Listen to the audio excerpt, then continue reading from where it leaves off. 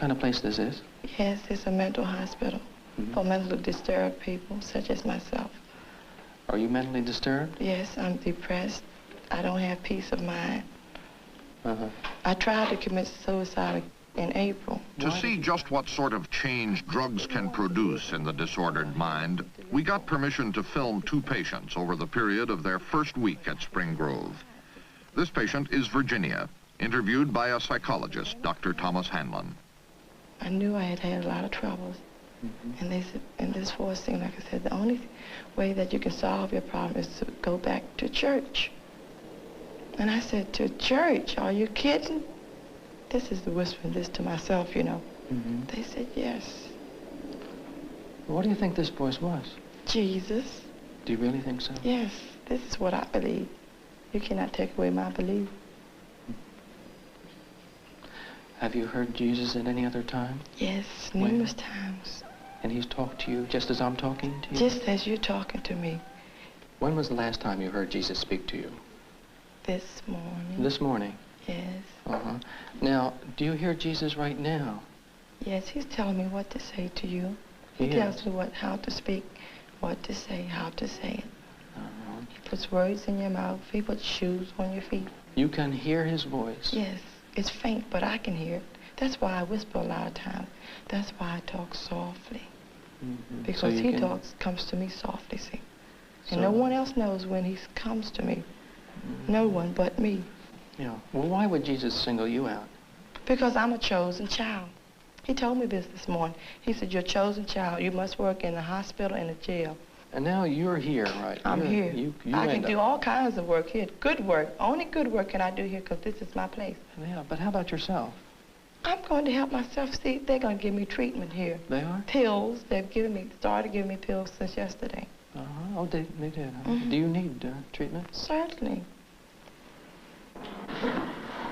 Oh, doctor. Yeah. Please help me. You want some medication then? This is Anne, the second of the 2 patients we observed. Here, she has just been admitted to the hospital after a severe breakdown, affecting her muscular control as well as her state of mind. A generation ago, Anne might have remained beyond the doctor's reach, unable to organize her thoughts or master her troubled feelings. Now, if the medication works, she may become reasonable enough for psychotherapy, confronting and understanding her own problems with the guidance of a psychiatrist, Dr. Charles Savage, Director of Research at Spring Grove. I'm all, you know, put together. I'm just like a Feeling pretzel. strong? Yes. Huh. I feel like a pretzel. All twisted up? Yeah. Yeah. Life is so painful. Yeah? Oh, doctor. Doctor. Help me. In mental hospitals, time used to be measured in months or years, but the mind drugs have given time a new dimension. Here is Anne after a single week of treatment. I'm ready to leave. You look great. I'm You're feeling as good as you look? Yes. In what way, Anne? Well, I'm not psychotic. Well, that's a help. Can you explain that a little? Well, I'm facing reality. I mean, instead of trying to escape from like I was before. I think I knew I was getting psychotic. How'd you know when you were getting psychotic? How did I know it? Yeah. Because if I put my arm up, I couldn't get it down. Oh, yeah?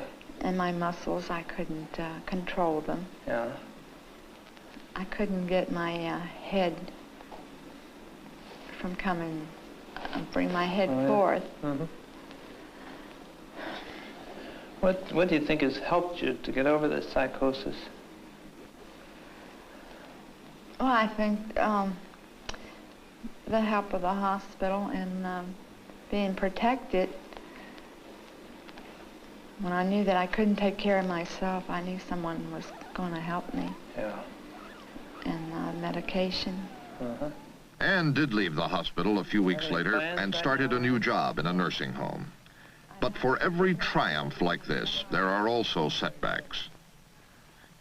For Virginia, the drugs produced no such dramatic change. Remember, Jesus was helping you out then, Oh, wasn't yes, he was. He's still helping me out. Right now, when I talk to you, he tells me what to say, exactly what to say and when to stop and everything. He's the one who's guiding me. What does he want you to do, Virginia?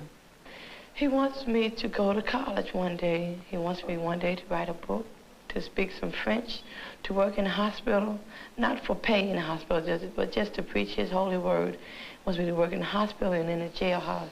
I think I mentioned this to you before. Mm-hmm. You're getting medication? Oh, yes, I'm getting all types of medication. What kind? Liquid and shots.